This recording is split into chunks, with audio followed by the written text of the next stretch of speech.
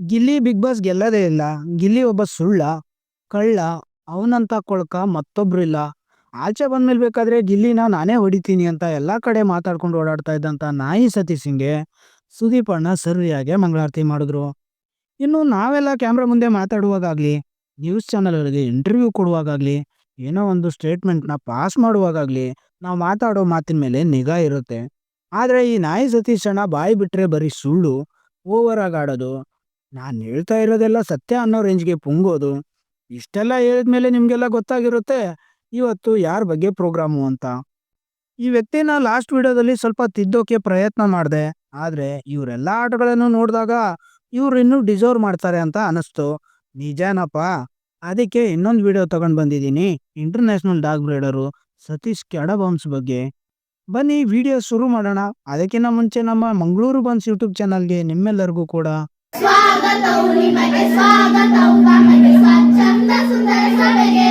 Big boss ಇಂದ ಆಚೆ ಬಂದಾಗಿಂದ ಬರೀ ಸುಳ್ಳು ಸ್ಟೇಟ್ಮೆಂಟ್ಗಳನ್ನ ಮಾಡ್ತಾ ಓಡಾಡ್ಕೊಂಡಿದ್ದಂತಹ ನಾಯಿ ಸತೀಶ್ ಅಣ್ಣಂಗೆ ಸುದೀಪ್ ಅಣ್ಣ ಕೊಟ್ರು ಮುಟ್ ನೋಡ್ಕೊಳ್ಳೋ ಕೊಟ್ರು.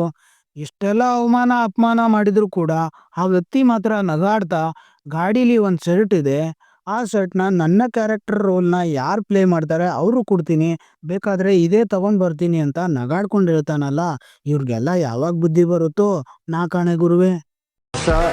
ನಾನೇನು ನಡ್ಸ್ಕೊಟ್ಟಿದ್ದೀನೋ ಅದಕ್ಕೆ ಏನು ನಾನು ಸಂಪಾದಿಸ್ತಾ ಇದ್ನೋ ಇವ್ರು ಒಂದು ಸಲ ಬಂದು ನನ್ನ ಶೇಕ್ ಹ್ಯಾಂಡ್ ಮಾಡಿದ್ದಕ್ಕೆ ಬಿಗ್ ಬಾಸ್ ಅವ್ರು 10 ಪಟ್ಟು ಜಾಸ್ತಿ ಕೊಡ್ತಾ ಇದ್ದಾರೆ.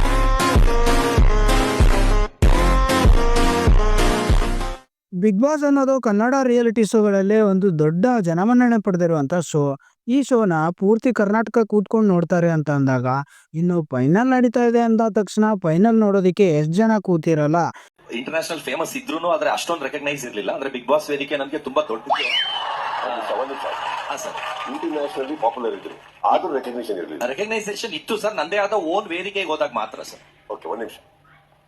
ಇಂಥ ಒಂದು ಸ್ಟೇಜಲ್ಲಿ ಕೂತ್ಕೊಬಿಟ್ಟು ನನ್ನ ಗಾಡೀಲಿ ಒಂದು ಶರ್ಟ್ ಇದೆ, ಬೇಕಾದ್ರೆ ನನ್ನ ರೋಲ್ ಪ್ಲೇ ಮಾಡಿದವ್ರಿಗೆ ಆ ಶರ್ಟ್ನು ಕೂಡ ತಂದು ಕೊಟ್ಬಿಡ್ತೀನಿ ಇವಾಗಲೇ ಅಂತ ನಗಾಡ್ಕೊಂಡು ಹೇಳ್ತಾನಲ್ಲ. ಇವ್ರಿಗೆಲ್ಲ ಯಾವುದ್ರಲ್ಲಿ ಹೊಡಿಬೇಕು ನಾ ಕಾಣೆ ಗುರುವೆ. ಬಿಗ್ ಬಾಸ್ ಶೋ ಅವರಾಗ್ಲಿ, ಕಲರ್ಸ್ ಕನ್ನಡ ಚಾನಲ್ ಅವರಾಗ್ಲಿ ಅವತ್ತಿನ ದಿವಸ ಸತೀಶ್ ಕೆಡಬಾಂಬ್ಸ್ ಪಾಲಿಗೆ ರೋಲರ್ಸ್ ಆಗ್ಬಿಟ್ಟಿದ್ರು. ಜನ ರೋಸ್ಟ್ ಮಾಡಿದಕ್ಕಿಂತ ಜಾಸ್ತಿ ಚಾನಲ್ ಅವರೇ ರೋಸ್ಟ್ ಮಾಡಿಬಿಟ್ರು. ಇನ್ನು ಸುದೀಪ್ ಅಣ್ಣನೂ ಕೇಳ್ಬೇಕಾ? ಬಿಗ್ ಬಾಸ್ ಫಿನಾಲೆಗೆ ಪ್ರತಿ ಸಲ ಒಂದು ಕಾಮಿಡಿ ಸ್ಕಿಟ್ ಮಾಡ್ತಾರೆ. ಅದೇ ರೀತಿ ಈ ವರ್ಷನೂ ಒಂದು ಸ್ಕಿಟ್ ಮಾಡಿದ್ರು. ಅದರಲ್ಲಿ ಈ ನಾಯಿ ಸತೀಶ್ ಅಣ್ಣನ ಪಾತ್ರನ ತುಕಾಲಿ ಸಂತು ಅಂತ ಒಬ್ರು ಬಿಗ್ ಬಾಸ್ ಹಳೆ ಸ್ಪರ್ಧಿ ಅವ್ರು ಮಾಡಿದ್ರು.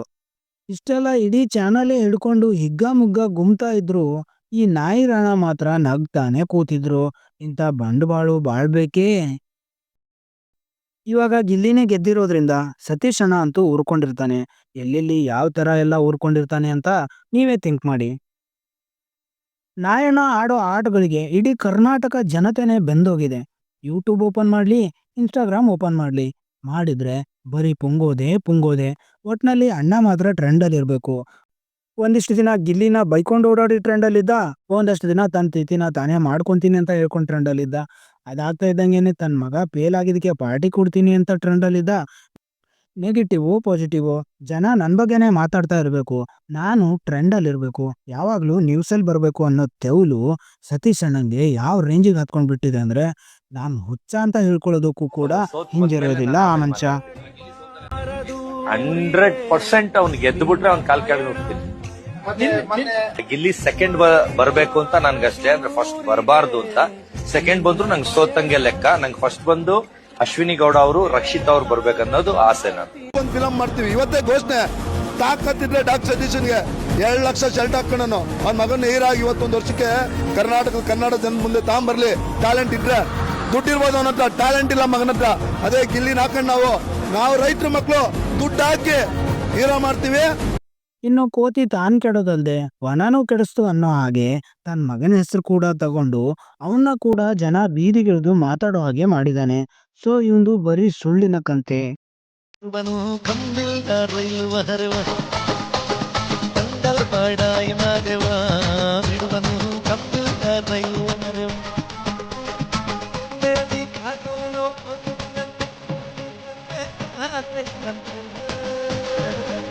ಮೊದ್ಲೆಲ್ಲ 100 ಕೋಟಿ ನಾಯಿ ಇದೆ ಅಂತ ಪುಂಗಿರೋ ಸತೀಶ್ ಅಣ್ಣ IT ರೈಡ್ ಆಗ್ತಾ ಇದ್ದಂಗೆನೆ ನನ್ನ ಹತ್ರ 100 ಕೋಟಿ ನಾಯಿ ಅಲ್ಲ, ಅದು ನನ್ನ ನಾಯಿ. ನಾನು ಅದಕ್ಕೆ ಎಷ್ಟು ಬೇಕಾದ್ರೂ ರೇಟ್ ಇಡ್ತೀನಿ, ಏನ್ ಬೇಕಾದ್ರೂ ಕರ್ಕೋತೀನಿ. ನನ್ನ ನಾಯಿ ನಂಗೆ ಚಿನ್ನ, ರನ್ನ, ನಾನು ಏನ್ ಬೇಕಾದ್ರೂ ರೇಟ್ನ ಫಿಕ್ಸ್ ಮಾಡ್ತೀನಿ. ಸರ್, ವರ್ತು ಪರ್ಚೇಸ್ಗೂ ಡಿಫ್ರೆನ್ಸ್ ಇದೆ. ಪರ್ಚೇಸ್ ಅಂದ್ರೆ ತಗೊಂಡಿದ್ದಾನೆ ಅಂತ, ವರ್ತ್ ಅಂದ್ರೆ ನನ್ನ ನಾಯಿ ನನ್ಗೆ ಚಿನ್ನ ರನ್ನ, ನನಗೆ 100 ಕೋಟಿ ಬೆಲೆ ಬಾಳೋ ಅಂತದ್ದು. ನಾನು ಮಾರ್ತಾ ಇಲ್ಲ, ತಗೊಳ್ತಾ ಇಲ್ಲ. ವರ್ತ್ ದಯವಿಟ್ಟು ಅರ್ಥ ಮಾಡ್ಕೊಳ್ಳಿ. ಯಾವ ಕ್ಯಾಟಗರಿಲಿ ಬರುತ್ತೆ ಅದನ್ನ ನಿಮ್ 100 ಕೋಟಿಗೆ ವರ್ತ್ ಡಾಗ್ ಅಂತ ನಾನು ಹೇಳಿದ್ದು. 100 ಕೋಟಿ ಕೊಟ್ಟು ಅದನ್ನ ಪರ್ಚೇಸ್ ಮಾಡಿದ್ದೀನಿ ಅಂತ ನಾನೆಲ್ಲೂ ಕೂಡ ಹೇಳಿಲ್ಲ ಅಂತ ಮಾತಾಡೋದಕ್ಕೆ ಸ್ಟಾರ್ಟ್ ಮಾಡಿದ್ದಾನೆ. ಇದನ್ನೇ ಅಲ್ವೇ ಹೇಳೋದು ಕಾಲಾಯ ತಸ್ಮೈ ನಮಃ ಅಂತ. ಎಲ್ರ ಕಾಲ ಎಳಿತದೆ ಕಾಲ. ಇನ್ನು ಬಿಗ್ ಬಾಸ್ನ ಈ ಸೀಸನ್ನ ಸ್ಪರ್ಧಿ ಮಲ್ಲಮ್ಮ ಅವ್ರಿಗೆ ಅರ್ಥ ಆದಷ್ಟು ಕೂಡ ಲೈವ್ ಬಗ್ಗೆ ಈ ನಾಯಿ ರಾಣಂಗೆ ಅರ್ಥ ಆಗಲ್ಲ ಅಂತ ಅನ್ಸುತ್ತೆ. ಯಾಕೆ ಅಂತೀರಾ? ಈ ವಿಡಿಯೋನ ನೋಡ್ಕೊಂಡ್ ಬರೋಣ ಬನ್ನಿ. ಫೇಲ್ ಆಗಿದ್ ಪಾರ್ಟಿ ಕೊಟ್ಟ ನೋಡ್ರಿ, ಇಲ್ಲ ಅವನೇ ಮಾಡ್ಸ್ಯಾನ ಫೇಲು ಇದೆಂತ ನೋಡ್ರಿ. ನನ್ನ ನಗು ಅಂದ್ರೆ ನಗು ಬಂತು. ಏನ್ರಿ ಹೀರೋ ಮಾಡ್ತಾನ, ದೊಡ್ಡ ಹೀರೋ ಮಾಡ್ತಾನ. ನಂಬರ್ 2 ಹೀರೋ ಅಂತೆ ಇಡೀ ದೇಶದಲ್ಲಿ. ಅದ್ ಪಾಸ್ ಆದ್ರೆ ಹೀರೋ ಮಾಡಕ್ ಆಗಲ್ಲ ಅಂತಾರೆ. ಅದಕ್ಕೆ ಹೇಳ್ತಾರೆ ಪಾಸ್ ಆದ್ರೆ ಹೆಂಗ್ ಹೀರೋ ಆಗಲ್ಲ. ಇದೊಂದು ಚಿತ್ರ ಅಲ್ಲ ರೀ. ನೋಡಿದ್ರಲ್ಲ, ಪಾಸ್ ಆದ್ರೆ ಆಕ್ಟರ್ ಆಗೋಕೆ ಆಗಲ್ವಾ ಅಂತ ಯಾರು ಹೇಳಿದ್ದಾರೆ? ಸತೀಶ್ ಅಣ್ಣಂಗೇನು ಹುಚ್ಚಿಡಿದ್ಯಾ ಅಂತ ಮಲ್ಲಮ್ಮ ಅವರೇ ಕೇಳ್ತಾ ಇದ್ದಾರೆ. ನಾನ್ ಬಂದ್ರೆ ಅಷ್ಟು ಜನ ಸೇರ್ತಾರೆ, ಇಷ್ಟು ಜನ ಸೇರ್ತಾರೆ ಅಂತ ಎಲ್ಲಾ ಕಡೆ ಹೇಳ್ಕೊಂಡು ಓಡಾಡ್ತಾ ಇದ್ದಂತಹ ಸತೀಶ್ ಅಣ್ಣ ಗಿಲ್ಲಿ ಬಂದ್ರೆ ಯಾರು ಸೇರಲ್ಲ, ಚಂದ್ರಪ್ರಭಾ ಬಂದ್ರೆ ಯಾರು ಸೇರಲ್ಲ, ಅವರೆಲ್ಲ 30,000ಕ್ಕೆ ಪ್ರೋಗ್ರಾಮ್ಗಳಿಗೆ ಹೋಗೋದು. ನಾನು ಹೋದ್ರೆ 2.5 ಲಕ್ಷದಿಂದ 10 ಲಕ್ಷವರೆಗೂ ಹೋಗ್ತೀನಿ, ಇಲ್ಲ ಅಂದ್ರೆ ನಾನು ಯಾವ್ದು ಪ್ರೋಗ್ರಾಮ್ನ ಅಟೆಂಡೇ ಮಾಡೋದಿಲ್ಲ ಅಂತ ಎಲ್ಲಾ ಕಡೆ ಹೇಳ್ಕೊಂಡು ಪುಂಗಿ ದಾಸನಾಗೆ ಪುಂಗಿ ಬಿಡ್ತಾ ಇದ್ದಂತಹ ಸತೀಶ್ ಅಣ್ಣ ಈಗ ಫೋನ್ ಮಾಡಿದ್ರು, ಅದು ಬೇಕಾದ್ರೆ ನಂಬರ್ ಇವಾಗಲೇ ಇದೆ, ಇನ್ನು ಸೇವ್ ಮಾಡಿಲ್ಲ. ನಿಮ್ ಸರ್ರೆ ಕೇಳಿಸ್ಕೊಂಡ್ರು. ಎಷ್ಟು ಅಂತ ಹೇಳಿದ್ರು, 2.5 ಲಕ್ಷ ಅಂದೆ. ಸರ್ ಜಾಸ್ತಿ ಆಯ್ತಲ್ಲ, ಬೇರೆಯವರೆಲ್ಲ ಕಡಿಮೆ ಹೇಳ್ತಾ ಇದಾರೆ ಅಂದ್ರು. ನಾನು ಅದಕ್ಕೆ ಗಿಲ್ಲಿನೂ ಆಚೆ ಬಂದ್ಮೇಲೆ 30,000ಕ್ಕೆ ಬರ್ತಾರೆ ಸರ್, ಚಂದ್ರಪ್ರಭಾ 25,000ಕ್ಕೆ ಕಳ್ಸಿಕೊಡ್ತೀನಿ ಸರ್ ಅಂದೆ. ಇಲ್ಲ ಅವ್ರು ಬಿಟ್ಟಿ ಕೊಟ್ಟರು ಬೇಡ ಅಂದ್ರು. ಅಂದ್ರೆ ಡಿಫ್ರೆನ್ಸ್ ಬಂದು ಅವ್ರಿಗೂ ನನಗೂ ಇರೋ ಡಿಫ್ರೆನ್ಸ್ ಅಂದ್ರೆ, ಅವ್ರು ಬಂದ್ರೆ ಪಕ್ಕದ ರೋಡ್ಗೂ ನ್ಯೂಸ್ ಆಗಲ್ಲ, ನಾನ್ ಬಂದ್ರೆ ಇಡೀ ಮೈಸೂರೇ ಅವ್ರ ಬಗ್ಗೆ ಮಾತಾಡಬೇಕು. ಅವ್ರು ಬಂದು ಡೇ ಒನ್ನೇ ಸೆಲೆಬ್ರಿಟಿ ಆಗ್ಬೇಕಂದ್ರೆ ಅವ್ರು 4 ಗೋಡೆ ಮಧ್ಯ ಇರ್ತಾರೆ. ಅವ್ರನ್ನ ಇಡೀ ಮೈಸೂರಿಗೆ ಇವರೇ ಕರ್ಸಿದ್ದು ಅಂತ ಫೇಮಸ್ ಮಾಡಿ ಹೆಸರು ತಗೊಡ್ತೀನಿ. ಆಮೇಲೆ ಅಷ್ಟು ನ್ಯೂಸ್ ಚಾನಲ್ ಕಾಸು ಕೊಡದೇನೆ ಬರ್ತಾರೆ. ಅಂದ್ರೆ ನಾನ್ ಬರ್ತಾ ಇದೀನಿ ಅಂದ್ರೆ ಅದೇ ಗಿಲ್ಲಿ ಆಗ್ಲಿ ಚಂದ್ರಪ್ರಭಾ ಆಗ್ಲಿ ಯಾರು ಬಂದ್ರು ಅಲ್ಲಿ ಯಾವುದೂ ಬರಲ್ಲ. ಅಲ್ಲಿ 4 ಜನ ಎಷ್ಟು ಜನ ಬಂದಿರ್ತಾರೆ ಅಷ್ಟು ಜನ ಮಾತಾಡ್ತಾರೆ, ಒಂದು ಫೋಟೋ ಹೊಡ್ಕೊಂತಾರೆ, ಹಾಕೊಳ್ತಾರೆ. ಸುದ್ದಿ ಮಾಡಕ್ಕಂತೂ ಆಗಲ್ಲ. ಅವ್ರಿಗೂ ನನಗೂ ಈ ಡಿಫ್ರೆನ್ಸ್ ಸರ್ ಅಂತ ಅಂದೆ. ಅಲ್ಲ ಸರ್ ಅದಕ್ಕೋಸ್ಕರ ನೀವೇ ಬೇಕು ಸರ್ ಅಂದ್ರು. ಅದಕ್ಕೋಸ್ಕರ ನಾನು 2.5 ಲಕ್ಷ ಸರ್ ಅಂದ್ಬಿಟ್ಟು. ನೋಡಿದ್ರಲ್ಲ, ಸತೀಶ್ ಅಣ್ಣನ ಪ್ರಾಪರ್ ಆಗಿ ವೆಲ್ಕಮ್ ಮಾಡೋಕ್ಕೂ ಕೂಡ ಯಾರು ಇಲ್ಲ. ರೋಡ್ ಪೂರ್ತಿ ಖಾಲಿ ಖಾಲಿ ಇರೋ ಅಂತ ಒಂದ್ 4-5 ಹುಡುಗರನ್ನ ಇಟ್ಕೊಂಡು ಫೋಟೋ ಶೂಟ್ ಮಾಡ್ಕೋತಾ ಇದ್ದಾನೆ. ಇನ್ನು ಗಿಲ್ಲಿ ಬಿಗ್ ಬಾಸ್ ವಿನ್ನರ್ ಆದ್ಮೇಲೆ first time Mandya Maddur side ಬಂದಾಗ ಅಲ್ಲಿದ್ದಂತಹ ಜನಸಾಗರ ಅವನ್ ಕಾರ್ಗೆ ಮುತ್ತಾಕಿ ಸೆಲ್ಫಿಗೋಸ್ಕರ ಬಡದಾಡ್ದಂತಹ ಜನಗಳನ್ನ ನೋಡಿದಾಗ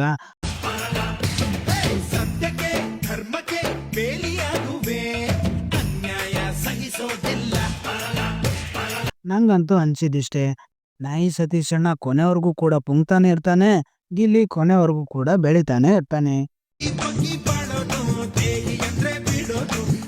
ಇಷ್ಟೇ ಅಲ್ಲ, ಈ ಪುಂಗಣ್ಣ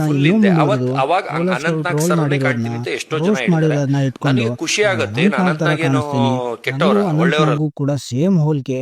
ನಾನೊಬ್ಬ ಹೀರೋ ತರ ಕಾಣಿಸ್ತೀನಿ ಅಂದ್ರೆ ಖುಷಿ ಆಗ್ಬೇಕಲ್ಲ, ಅನಂತ್ನಾಗ್ ತರ ಕಾಣಿಸ್ತೀನಿ ಅಂದಾಗ ಏನಕ್ಕೆ ನಾನು ಬೇಜಾರಾಗ್ಬೇಕು ಅಂತ ಪುಂಗೋದಕ್ಕೆ ಸ್ಟಾರ್ಟ್ ಮಾಡ್ದ. ಅದನ್ನ ಒಂದ್ ರೀತಿ ಕ್ರೆಡಿಟ್ ಅನ್ನೋ ತರ ಫೀಲ್ ಮಾಡ್ತಾ ಇದ್ದಾನೆ. ಈ ವ್ಯಕ್ತಿಗೆ ಗೊತ್ತಿಲ್ಲ, ಅದಕ್ಕೆ ಎಣ್ಣೆ ಹಚ್ಚಿದಾಗ ಹಿಂದೆ ಬಾಚ್ಬಿಡ್ತೀನಿ, ಫುಲ್ ಹಿಂದೆ. ಅವಾಗ ಅನಂತ್ನಾಗ್ ಸರ್ನೇ ಕಾಣ್ತೀನಿ ಅಂತ ಎಷ್ಟೋ ಜನ ಹೇಳಿದ್ದಾರೆ. ನನಗೆ ಖುಷಿ ಆಗತ್ತೆ. ಅನಂತ್ನಾಗ್ ಏನು ಕೆಟ್ಟವ್ರ, ಒಳ್ಳೆಯವ್ರಲ್ವಾ? ಅನಂತ್ನಾಗ್ ಅವ್ರು ಮಾಡಿರುವಂತ ಕ್ಯಾರೆಕ್ಟರ್ಗೆ ಈ ವ್ಯಕ್ತಿನ ಹೋಲಿಸಿ ಎಲ್ಲರೂ ಕೂಡ ಟ್ರೋಲು ರೋಸ್ಟ್ ಮಾಡಿದ್ದು. ಮುಖ್ಯಮಂತ್ರಿ ರೂಮಲ್ಲಿ ನಾನ್ ಮಲಗಿದ್ದೆ, DCM ರೂಮಲ್ಲಿ ನನ್ನ ನಾಯಿ ಮಲಗಿತ್ತು ಅಂತ ಪುಂಗಿರೋ ವಿಡಿಯೋನೂ ಕೂಡ ಇದೆ ಕಣ್ರಪ್ಪ.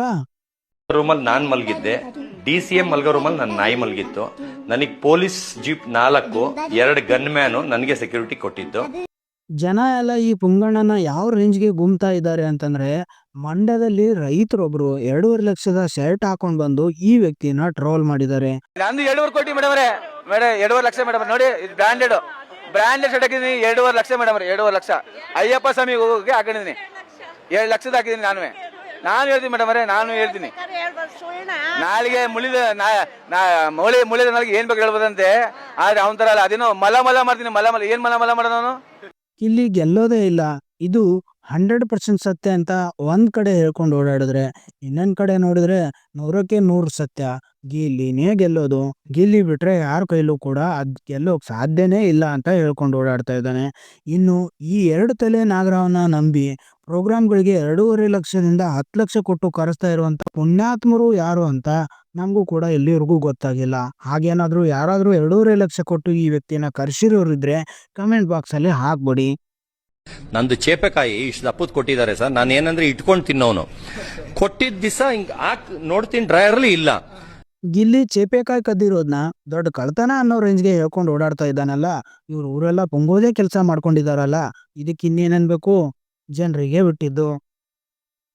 ನಾನೇನ್ ಮಾಡಿದ್ರು ಕೂಡ ನ್ಯೂಸ್ ಆಗತ್ತೆ, ನಾನು ಸುಸ್ಸು ಮಾಡಿದ್ರು ನ್ಯೂಸ್ ಆಗುತ್ತೆ, ನಾನು ಟಾಯ್ಲೆಟ್ ತೊಳೆದ್ರು ನ್ಯೂಸ್ ಆಗುತ್ತೆ, ನನ್ನ ಮಗ ಫೇಲ್ ಆದ್ರೂ ನ್ಯೂಸ್ ಆಗುತ್ತೆ, ನಾನು ತಿಥಿ ಅಂತ ಬೇರೆಯವ್ರು ಪೋಸ್ಟ್ ಮಾಡಿದ್ರು ಕೂಡ ಅದಕ್ಕೂ ಒಂದು ಪಾರ್ಟಿ ಕೊಟ್ಟು ಅದನ್ನೂ ನ್ಯೂಸ್ ಮಾಡ್ತೀನಿ ಅಂತ ಹೇಳ್ಕೊಂಡು ಓಡಾಡ್ತಾ ಇದ್ದವನಿಗೆ ಬಿಗ್ ಬಾಸ್ ಮಾಡಿದ್ದು ತುಂಬಾನೇ ಸರಿಯಾಗಿದೆ ಅಂತ ಅನ್ಸುತ್ತೆ. ಇದ್ರ ಬಗ್ಗೆ ನಿಮ್ಮ ಅಭಿಪ್ರಾಯ ಏನು? ಕಮೆಂಟ್ ಬಾಕ್ಸು ನಿಮ್ದೇ. ನಾನೀಗ ಕರ್ನಾಟಕದಲ್ಲಿ ಬರೀ 5,000 ಟ್ರೋಲ್ಸ್ ಎಲ್ಲ ಸೇರಿ ತೋರಿಸ್ತೀನಿ. ಯಾಕಂದ್ರೆ ನಾನು ಏನ್ ಮಾಡಿದ್ರು ಸುದ್ದಿ ಆಗತ್ತೆ. ನಾನು ಸುಸ್ಸು ಮಾಡಿದ್ರು ಸುದ್ದಿ ಮಾಡ್ತೀನಿ. ಆ ಕೆಪಾಸಿಟಿ ನಾನು ಒಬ್ಬನಿಗೆ ಇರೋದು. ಎಲ್ಲರೂ ಖರ್ಚು ಮಾಡಿ ಪ್ರಮೋಷನ್ ಮಾಡ್ತಾರೆ, ನಾನು 0 ರೂಪೀಸಲ್ಲಿ ಆಟ ಆಡ್ತೀನಿ. ಈ ಪುಂಗಣ್ಣ ಪುಂಗೋದ್ರಲ್ಲಿ ಇಂಟರ್ನ್ಯಾಷನಲ್ ಸೆಲೆಬ್ರಿಟಿ ಅಂತ ಅನ್ಸುತ್ತೆ. ನಾನೇನು ಇಂಟರ್ನ್ಯಾಷನಲ್ ಡಾಗ್ ಬ್ರೀಡರು, ಇಂಟರ್ನ್ಯಾಷನಲ್ ಸೆಲೆಬ್ರಿಟಿಗಳಿಗೆ ಸೆಲೆಬ್ರಿಟಿ ಅಂತೆಲ್ಲ ಅನ್ಕೊಂಡಿದ್ದೆ. ಆದ್ರೆ ಈ ಪುಂಗಣ್ಣ ಪುಂಗೋದ್ರಲ್ಲಿ ಇಂಟರ್ನ್ಯಾಷನಲ್ ಸೆಲೆಬ್ರಿಟಿ ಅಂತ ನಂಗೆ ಅನ್ಸುತ್ತೆ. ಒಂದ್ ವಿಡಿಯೋ ಬೈಟಿದೆ, ಅದನ್ನ ನೋಡ್ಕೊಂಡ್ ಬರೋಣ ಬನ್ನಿ. ರಾತ್ರಿ ಎಲ್ಲ ಒಳ್ಳೆ ನಾನ್ ವೆಜ್, ಒಳ್ಳೊಳ್ಳೆ ನಾನ್ ವೆಜ್ ತರಿಸ್ತಾರೆ. ಎಲ್ಲ ಚೆನ್ನಾಗಿ ತಿಂತೀವಿ. 1.5 ಕೆಜಿ ತಿಂತೀನಿ ನಾನಂತೂ. ಎಲ್ಲ ಫುಲ್ ಮಟನ್, ಫಿಶ್, ಪ್ರಾನ್ಸ್ ಎಲ್ಲ ತರಿಸಿದ್ರು. 1.5 ಕೆಜಿ ಆರಾಮಾಗಿ ತಿಂತೀನಿ ಸರ್. 1.5 ಅದು ತಿಂದು ಅರ್ಗುತ್ತೆ ಸರ್. ಸರ್ ನಾನು ಮಧ್ಯಾಹ್ನ ತಿಂದು ತಿರ್ಗಾ ರಾತ್ರಿ ಅರ್ಧ ಕೆಜಿ ತಿಂತೀನಿ ಸರ್. ಕೊಲೆಸ್ಟ್ರಾಲ್ ಏನ್ ಜಾಸ್ತಿ? ಸರ್ ಎಲ್ಲಾರು ದಾನ, ಕಣ್ಣು ಚೆನ್ನಾಗಿದ್ರೆ ಕಣ್ಣು ದಾನ ಮಾಡಿ, ಕಿಡ್ನಿ ಲಿವರ್ ಕೊಡಿ ಅಂತಾರೆ. ನನಗೆ ನಂದು ಡೈಜೆಷನ್ ಪವರ್ ಚೀಲ ಕೊಡಿ ಅಂತಾರೆ. ನನ್ನ ಹೆಸರು ಬರೀ ಅಂತ. ಬೆಳಗ್ಗೆ 1.5 ಕೆಜಿ, ರಾತ್ರಿ ಅರ್ಧ ಕೆಜಿ. ಅದೇ ನಿಮ್ದು ಹೊಟ್ಟೆನ ಏನ್ ಸರ್ ಅದು? ಕಣ್ಣಂಬಾಡಿ ಕಟ್ಟೆ ಸರ್. ಲೋ ಪೆಂಗ್ ಮೂದೇವಿ, 1ರಿಂದ 1.5 ಕೆಜಿ ಮಟನ್ ಚಿಕನ್ ತಿಂದ್ರೆ ಮನುಷ್ಯ ಸತ್ತೋಗ್ತಾನೆ. ಅದನ್ನ ಜೀರ್ಣ ಮಾಡ್ಕೊಳಕ್ ಆಗಲ್ಲ. ನೀನೇನಾದ್ರೂ ಆ ರೇಂಜ್ಗೆ ಜೀರ್ಣ ಮಾಡ್ಕೊಳ್ಳೋ ಅಂತ ಜೀರ್ಣ ಶಕ್ತಿ ಹೊಂದಿದ್ರೆ 1ರಿಂದ 1.5 ಕೆಜಿ ಚಿಕನ್ ಅಥವಾ ಮಟನ್ನ ತಿನ್ನುವಂತ ಶಕ್ತಿ ನಿನ್ ಬಾಯಲ್ಲಿ ಇಲ್ಲ. ಗಿಲ್ಲಿನೇ ಹೇಳಲ್ವೇ, ಟಿಂಕರಿಂಗು ಪೇಂಟಿಂಗು ಮಾಡ್ಕೊಳ್ಳೋ ತರ ನಿನ್ ಬಾಡಿ ಕಾಣಿಸುತ್ತೆ ಅಂತ. ಅಯ್ಯೋ, ಪುಂಗು ಅಂದ್ರೆ ಈ ನಾಯಿ ರಾಣ ಅಂತಾನಲ್ಲ ಗುರುವೆ. ಇವ್ರ ಡೈಜೆಷನ್ ಪವರ್ನ ದಾನ ಕೊಡ್ಬೇಕು ಅಂತ ಯಾರೋ ಕೇಳಿದ್ರಂತೆ. ಇದನ್ನೆಲ್ಲ ನಂಬೋಕೆ ನಾವೇನಾದ್ರೂ ಮಳ್ಳು ಕುರಿಗಳು ಅನ್ಕೊಂಡಿದಾನ ಏನೋ? ಇಷ್ಟೇ ಅಲ್ಲ, ಈ ನಾಯಿ ಸತೀಶಣ್ಣನ ಅವತಾರಗಳು ಒಂದೊಂದು ಸ್ಟೇಜಲ್ಲಿ ಒಂದೊಂದ್ ತರ ವಿಚಿತ್ರವಾಗಿ ವಕ್ರವಾಗಿ ಆಟ ಆಡ್ತಾನೆ. ಒಂದೊಂದ್ ಕಡೆ ಒಂದೊಂದ್ ತರ ಸುಳ್ಳು ಹೇಳ್ತಾನೆ, ಇನ್ನೊಂದ್ ಕಡೆ ಅದ್ ಸುಳ್ಳು ಇದು ಸತ್ಯ ಅಂತ ಮತ್ತೆ ತಿರ್ಚಾಕ್ತಾನೆ. ಉಸಿರು ಒಳ್ಳಿ ಅನ್ನೋ ರೀತಿ ಈ ಮನುಷ್ಯ ಓಡಾಡ್ತಾ ಇರ್ತಾನೆ. ಇನ್ನು ಕೊನೆಯದಾಗಿ ಗಿಲ್ಲಿ ಗೆದ್ಮೇಲೆ ಇವನ್ ಕಾರ್ನ ಅಡ್ಡ ಹಾಕಿ ಸರಿಯಾಗಿ ಉರ್ಸೋರೆ. ಇದಪ್ಪ ಇವತ್ತಿನ ವಿಡಿಯೋ. ಸಬ್ಸ್ಕ್ರೈಬ್ ಮಾಡ್ಕೊಳ್ಳದೆ ವಿಡಿಯೋ ನೋಡ್ತಾ ಇರೋರೆಲ್ಲ ಸಬ್ಸ್ಕ್ರೈಬ್ ಮಾಡ್ಕೊಂಬಿಡಿ. ನೆಕ್ಸ್ಟ್ ಬರುವಂತ ವಿಡಿಯೋಗಳ ನೋಟಿಫಿಕೇಶನ್ ನಿಮ್ಮ ಮೊಬೈಲ್ನ ಬಾಗಿಲ್ಗೆ ಬರುತ್ತೆ. ಮತ್ತೆ ಹೊಸ ವಿಡಿಯೋ ಜೊತೆ ಬರ್ತೀನಿ. ಅಲ್ಲಿವರೆಗೂ ಕಾಯ್ತಾ ಇರಿ. ನಮಸ್ಕಾರ.